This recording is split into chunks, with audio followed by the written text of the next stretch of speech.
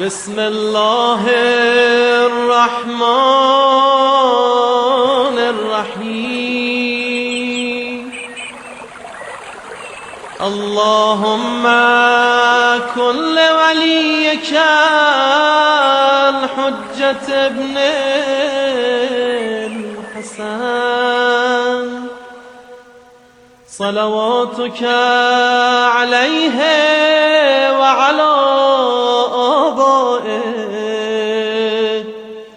في هذه الساعة وفي كل ساعة وليا وحافظا وقائدا وناصرا ودليلا وعينا حتى تسكنه أرضك طوعا وتمتعه فيها طويلا.